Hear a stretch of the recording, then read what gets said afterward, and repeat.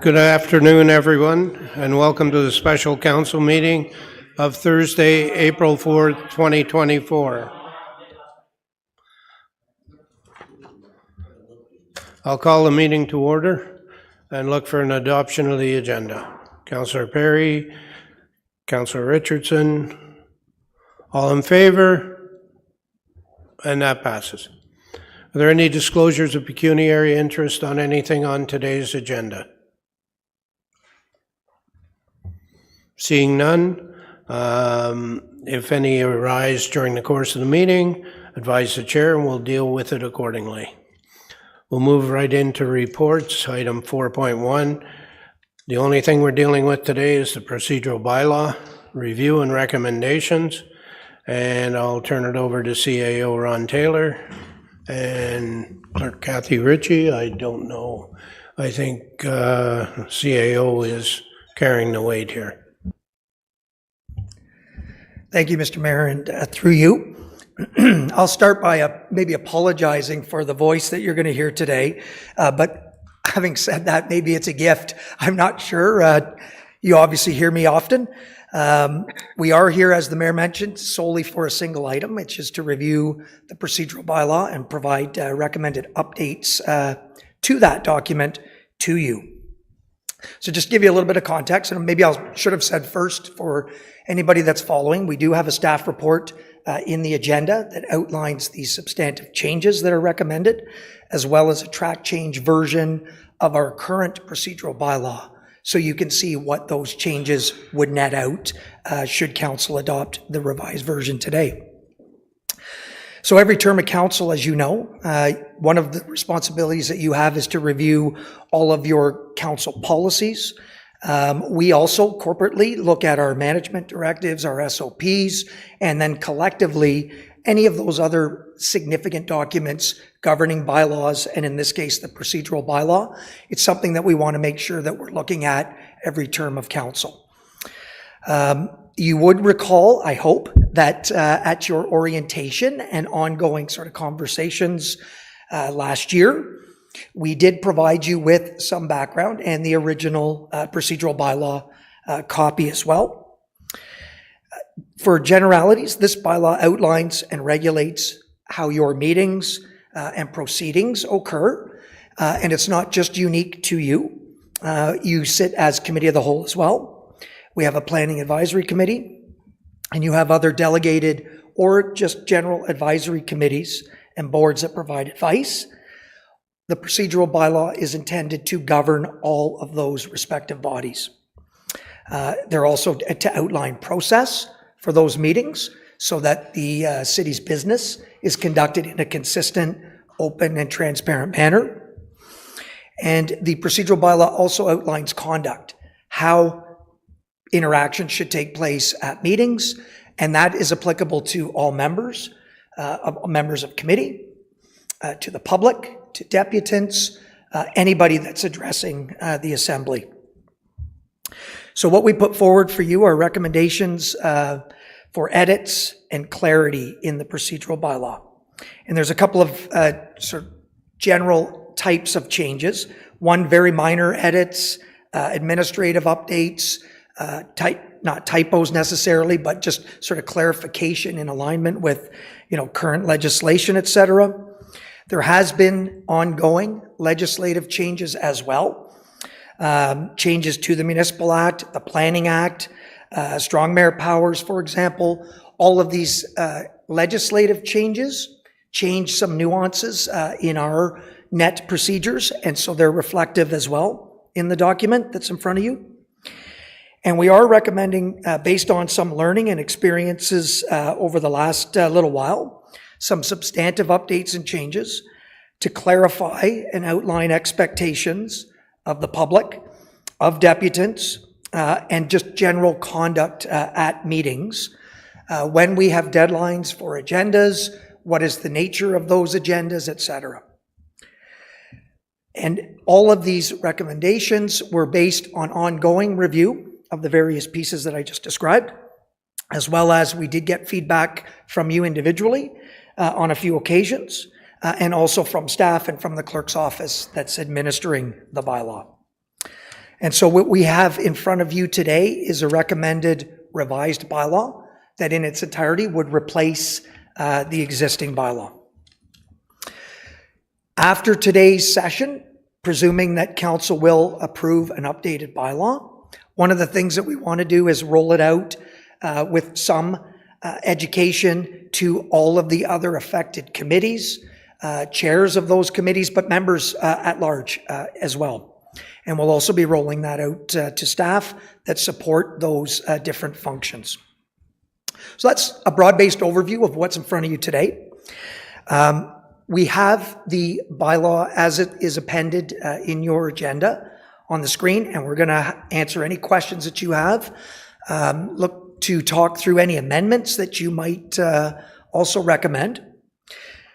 I'll just give you a very brief overview of some of the major areas of change, or just areas of the bylaw itself. So at the beginning of the bylaw, pages 8 to 12 in the agenda, or in the document itself, outlines all of the definitions that guide the bylaw itself. There were really no substantive changes within that section. There was some clarity that was provided in a couple of the definitions. There was some changes based on updates to legislation about electronic participation. So we were providing some clarity. That's on page 13 of the bylaw. We wanted to clarify closed session activities, when you go into closed session, and what is the nature of the business that's only permitted in closed session. Council's well aware of those parameters, but we wanted to put clarity for committees, for boards that are doing business on your behalf. Essentially, the terms of reference in those boards in general do not permit them to go into closed session. But we are going to, in the next iteration after today, if this is approved, we'll look at updating terms of reference where there are very prescribed circumstances that a committee could go into a closed session. And I'll give you an example. There's a few committees that you sit on, advisory in nature only, but annually you offer up awards, and there's award recipients, and you need to have conversations about nominees. Right now, you don't have a structure to formally go into a closed session. We want to make sure that you have that guidance. So that's just one example of the nature of that change. On page 22, there's a little bit of clarity related to strong mayor powers and the establishment of certain committees and task forces, in particular ones that the mayor is able to appoint directly. The only circumstances that that's permissible under the legislation is if that resultant task force or committee is wholly membership of council members. So that clarity's there. The major substantive section, pages 25 to 31, so all of section 10, is essentially outlining conduct, public attendance at meetings, how we communicate, what communications are received and accepted, how deputations are accepted, correspondence, and conduct of the resultant presenters, deputants, and the public. And lastly, on pages 31 to 45, that's section 11, essentially talking about conduct and proceedings and expectations. Those are applicable to you, to members, to the chair, and also by extension through committees to the members of those committees and the resultant chairs. Not a lot of significant change in that section is recommended at this time. So with that, Mr. Mayor, I'll just conclude. And as I mentioned, clerk's staff, as well as myself and the city solicitor, are available to answer any questions you might have. Thank you. Thank you. Would you like to come up here and for questions? Councillor Warren's on Zoom, and I don't know if you can see her. Anyway. I just thought you might be more comfortable up here. Yeah, I know. Okay. Questions and comments? Councillor Warren.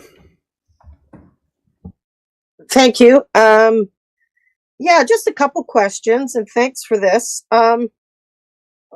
It may be in here and I've missed it, but the difference between council and committee of the whole versus vis-a-vis how many times one gets to speak at council, it's twice.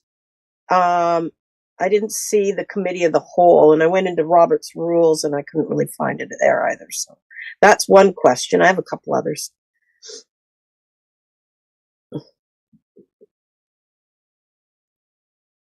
Hang on, we're looking it up. Thank you.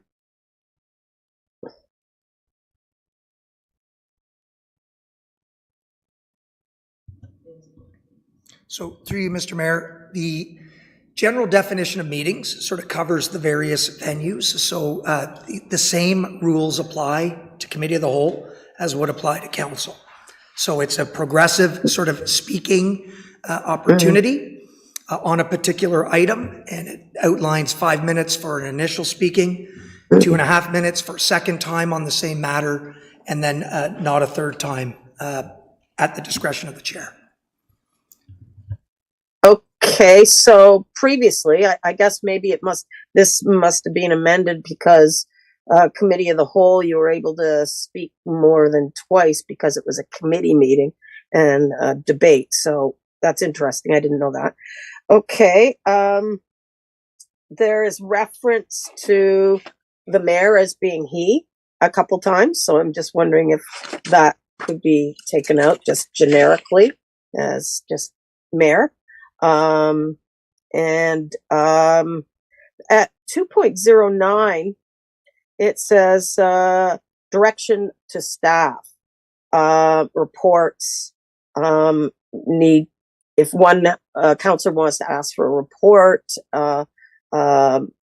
from staff, they have to go through council. So that's my question. Am I reading that correctly? 2.09, yeah. So through you, Mr. Mayor, yeah, so that section is in the current procedural bylaw. There's been no recommended change to that. And essentially it reads as you described, which is essentially saying if council or members wish to get some sort of review or work done, it must be through a resolution of council to give that direction to the administration. Nothing has changed, though. That's in the current bylaw today. Okay, so if you're asking the deputy clerk for some information from whenever, you'd have to go through council to ask for that, to go to staff. It just seems kind of No, it's through you, Chair. It's if you are requesting a report, so a more formal response, some sort of detailed outline of a particular matter. Oh, okay, that's then it fine. needs to be directed. Council has the ability to ask individual staff or the clerk for general information, no different than even the public would be available to them.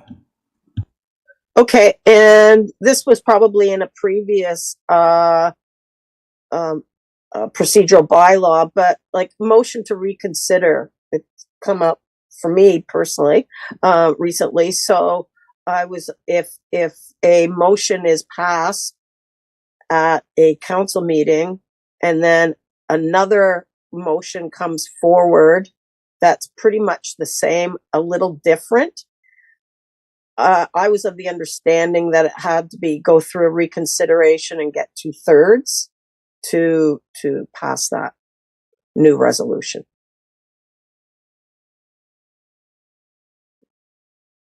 So there's a difference between reconsider and rescind. So reconsider is that if a motion is passed during a meeting and then more information comes up during that meeting, there's a motion that could be brought forward to reconsider that motion. If a motion was passed at a previous meeting and the council decided that they wanted to rescind meaning no longer in effect, and it didn't affect any contract or any action of the city that could not be undone, then council could rescind that motion, but there should be a notice at a previous meeting that you're going to bring the original motion back to the floor, and council can rescind. And it's supposed to be brought forward by the person who had moved or seconded the motion, moved, I believe. And if it's after 365 days, it doesn't matter who moved or seconded. You could bring that motion forward through a notice of a motion to rescind. Okay, that's clear as mud, but anyway, sorry. That's fine. I will look into that again. Thank you. Anything else? Nope, Okay. not this point. Any other questions, or Councillor Ashmore? Thank you. Through you to CAO. Just a couple questions. On page 65, I just wanted to get a clarification on when it says point of order and point of privilege. Under definitions, I think it's page 65 where it comes in on the whole, and the agenda and the emerged agenda for reference there. So point of order being where you were a member of council or mayor, I assume, would say, the meeting stops when you say point of order and something is happening, or like, could you sort of clarify? I'm reading it, I know roughly what it is, but I think between it's the two. in the report. It's page 11 of 47, right? Up Okay, at the well, top. on page 65, I have it here, so. Yeah, well, 65 is at the bottom, but of the report, it's page 11 of 47, just so they can find it, that's all. I'm just clarifying.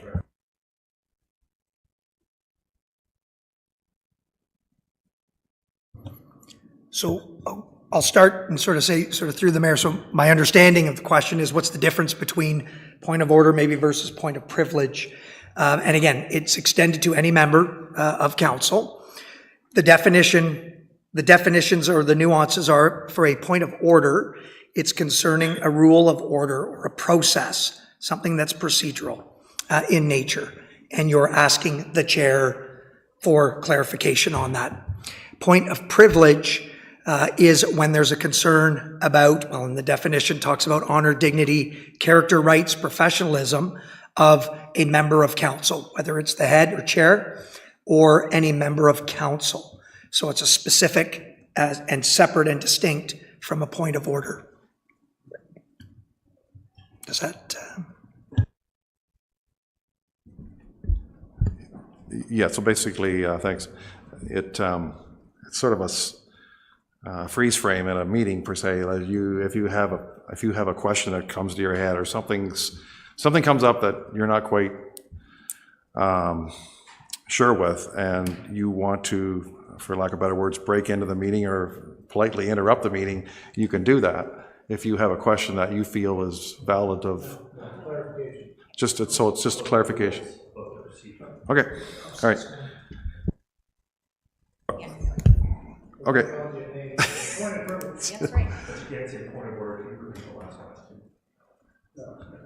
Okay. Just two more questions, if I could, please. So I'm on, I guess I'm looking at page 83, but I sort of looked at the whole thing, but it's petitions. Regarding petitions. I know we made changes in the last maybe 6 months or a year where people put their names on a petition and they waive their, I don't say right, but they're putting their name and their address because they want it public. There's a reason why they're putting their name on the petition, and then we've changed it that we only put the first page on. You could have 10 pages as an example of a petition, but we only have the first page, but now we don't put any pages on. Is that correct? I'm just wondering why we don't even at least put one page on, just to show that, there was a petition here by a group of people. So we do put the covering page on regarding the subject matter, who the author of the petition was, and the first, 10, 15 names of petitioners. The rest of them, we do not include in the agenda because it could end up being a 200, 500-page document, so we don't include that, but it is put on file in the council, in the clerk's office. Anyone can actually look at the petition. We do identify how many people have actually signed. So even though we only have the first page, we do inform council on the number of people that actually signed the petition, and it's available for viewing. Okay, so the last point there, it does show how many people actually signed the petition? Like it's on the public register, the public agenda, it'll show how Yes. many actually signed it? Okay. Whether it's 25 or 250. Including Abraham Lincoln, Julius Caesar, and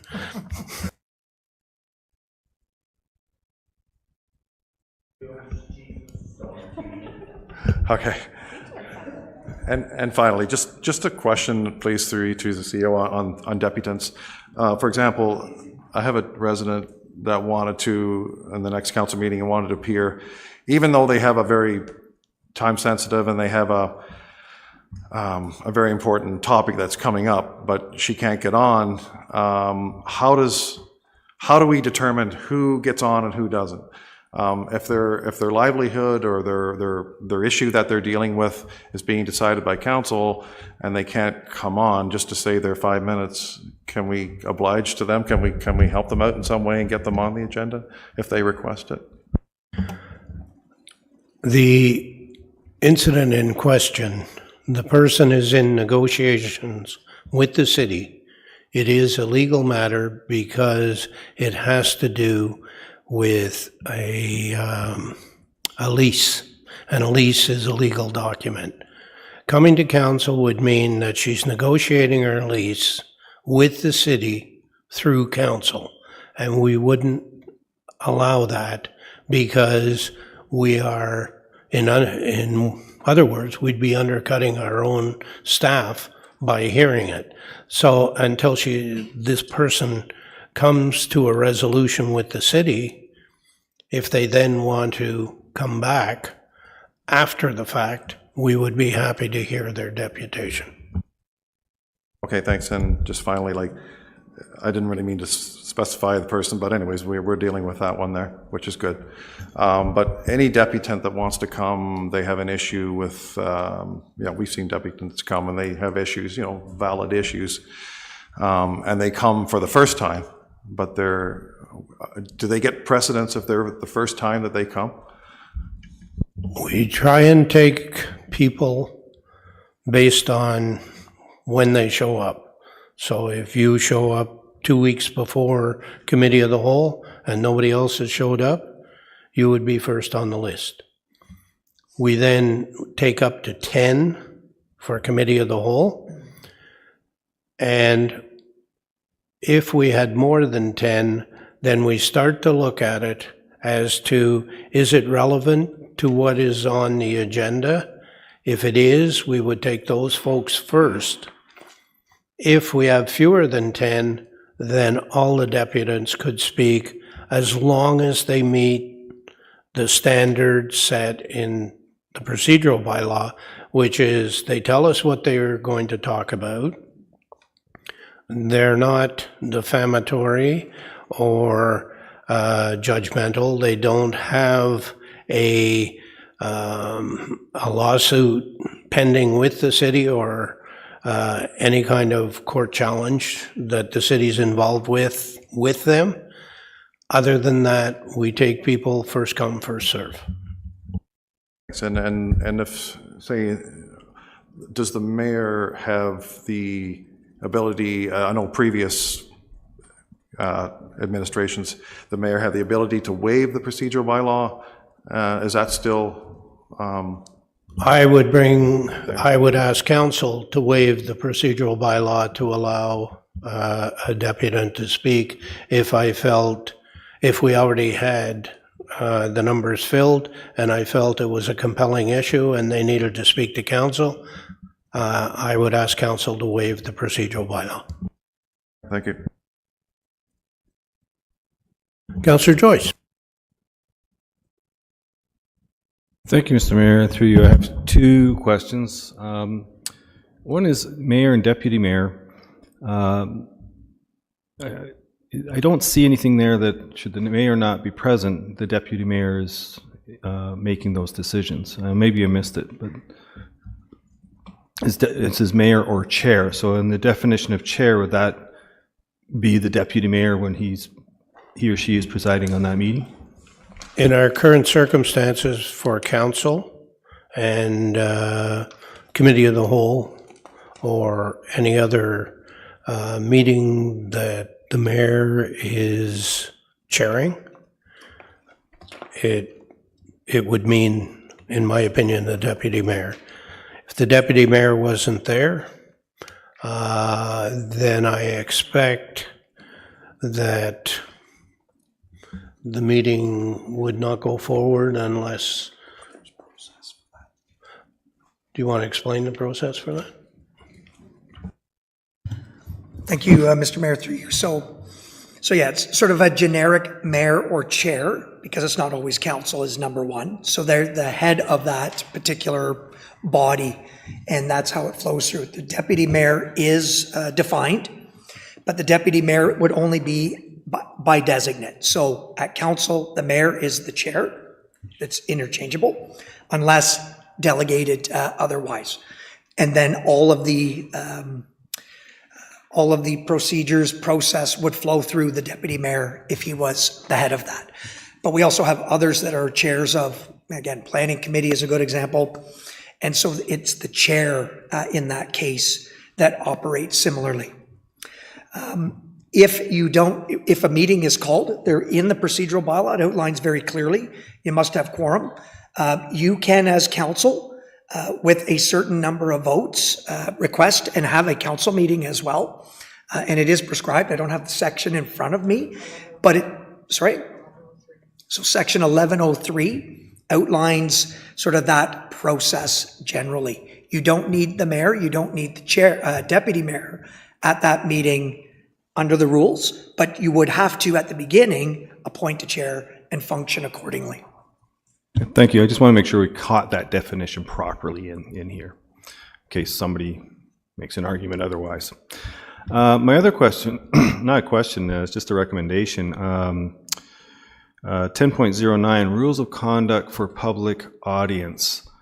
I think what's missing here is the public audience engaging with other members of the public audience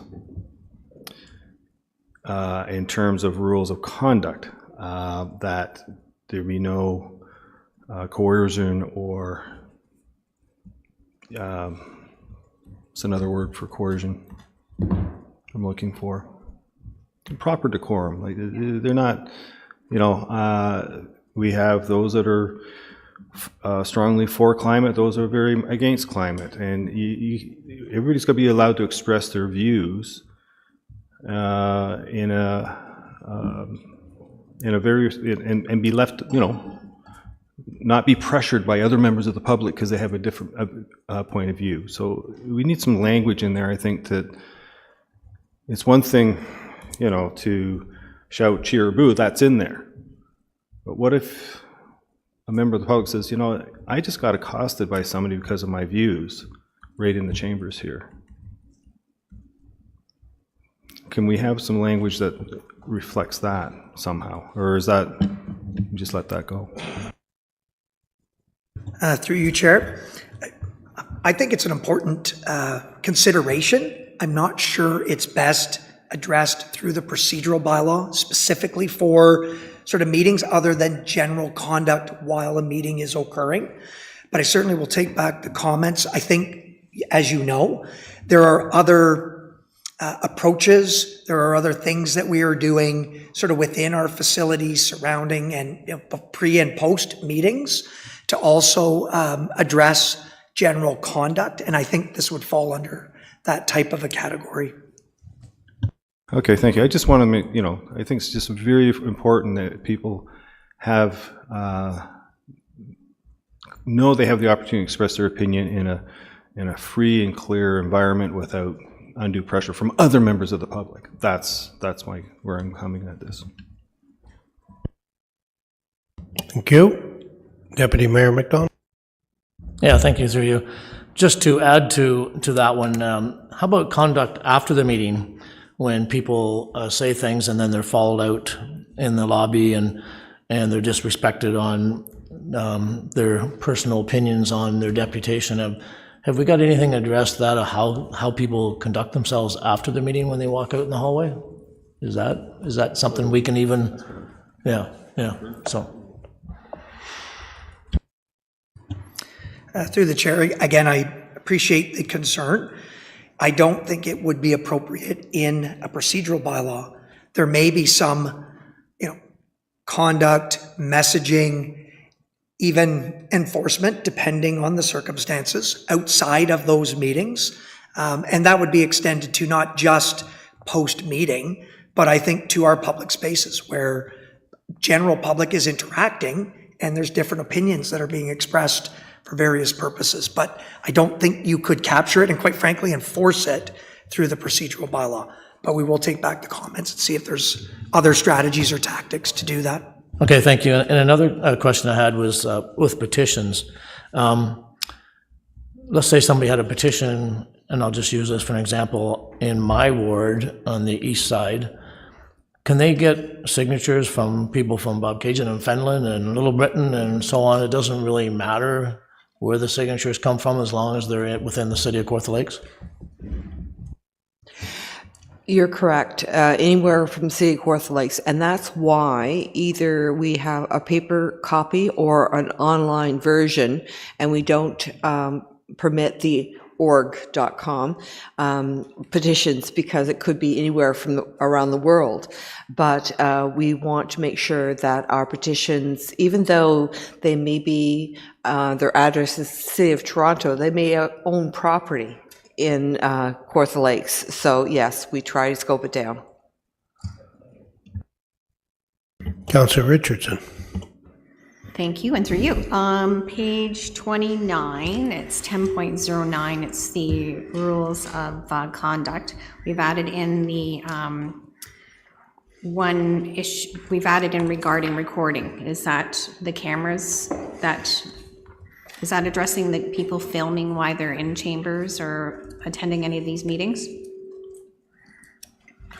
Is page 29 the 40. bottom page, or is it the It's the 29 to 48 in the on the report. 29 of 47? Yes. That's petitions, communications, or correspondence? No, rules of conduct for public audience. We've included in this, is page 29, if you want to pull it up. We've included, without limitation, recording a meeting of council, committee of the whole, or planning advisory committee. I'm just looking for clarification if this means moving forward, you're not to be in City Hall when we're doing these meetings and recording your own filming, because we do it by YouTube.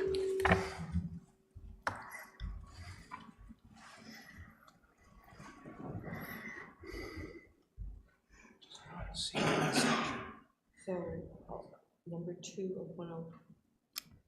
10.09, number 2. No shouting, cheering, booing, deliberate foot stomping? Yep, that one.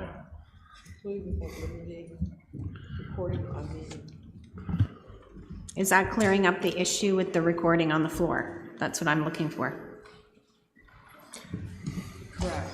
So yeah, sorry about that. So through the mayor, yes, so it was added for clarity for those specific meetings because we provide recordings of those meetings for the public consistently. Yes. That we are prohibiting it for those specific meetings only. There are others where it's at the discretion of the chair. And I'll say, so that's what's addressed in the procedural bylaw. Separate and distinct from that, we have provided notice of limitations and prohibitions for recording in certain facilities, City Hall generally being one, as well as a couple of others. But that is concurrent with what the changes are here. So you are correct. Great, because that's one concern that we did want to flesh out. Are we able to post then? Will we be able to post outside of chambers saying no longer video, so that message is strong as well? And you'll see, if you look at the counter in front of Jane Pyle, there is a big sign that says no videos. So, Chair, I'll just add too that we're doing a communication sort of plan or approach to this more broadly. As you can appreciate, it's hard to turn the light switch on the day after. I believe actually, and I know it's on this door for sure, and it's probably already in and around the chamber, there is signage that says no filming within this space. So that's already started. We'll be doing other communications because this is a broad-based general public prohibition, not individual. No, thank you, and I'll pay more attention when I'm going out. I apologize for that. I should, I know. Okay, so then it's up to the chair. For example, if we're having another public meeting, and perhaps, we're talking about a strategic plan and folks are, wandering around taking our picture and making video, we can make that recommendation at that time that there's no filming? Great, thank you. Anything else? Councillor Yeo, you had your light on a minute ago. Yeah, I know. I just had a question about numbers. If we're 2/3 vote, and what the rules are, like when do you vote? That's my question. You only vote if there's a tie. No, I can vote on any issue. Okay, you can vote on it. So And if you have a recorded vote, I vote. you vote, okay. Yeah. Because my question was around 2/3, because 9's easy, it's 6. So my question, if you're not voting, when does the number go to 5 or 4? I can vote on any issue. Councillor Ashmore? Just on that same question there, can you also, as the chair, second a motion? Someone has a motion and they don't get a seconder, can you second it yourself, being a member of council? Because I can't make a motion either. I would have to give up the chair to do that.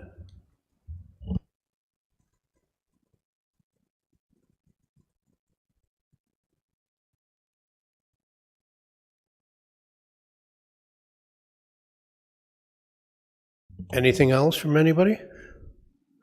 If not, we do have another amendment that we're going to make, and we're going to take like a 5-minute break or a 10-minute break so that we get all our ducks in a row to pass this procedural bylaw. But one of the amendments that I need a mover and seconder for is that section 7.03 of the bylaw to govern and regulate the proceedings of the council of the city of Kawartha Lakes and to repeal and replace bylaw 2020-001 be amended to read as follows. The Planning Advisory Committee shall be structured in accordance with the council adopted terms of reference for that committee. Alternate council members for the Planning Advisory Committee are to be identified in accordance with the terms of reference and are to be called upon to attend to ensure that a quorum is met when it becomes apparent that a council member is not able to attend. And the reason we're doing that is the way it's written in the procedural bylaw does not fit with the way the Planning Advisory Committee is structured right now. So can I have a mover and second? Councillor Richardson, Councillor Warren. All in favor? And that's passed. So let's go to 2:45, 2:50, and we'll come back and we'll vote on the procedural bylaw. Okay?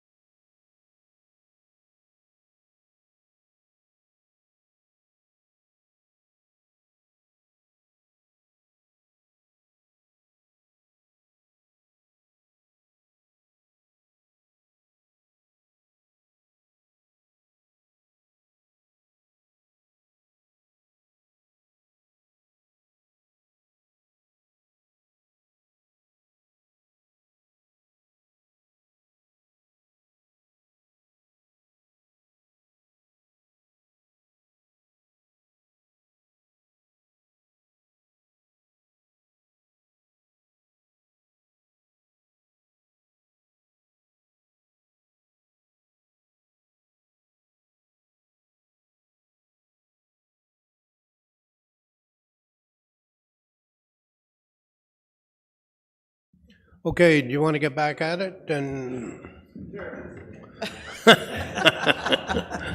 thank you.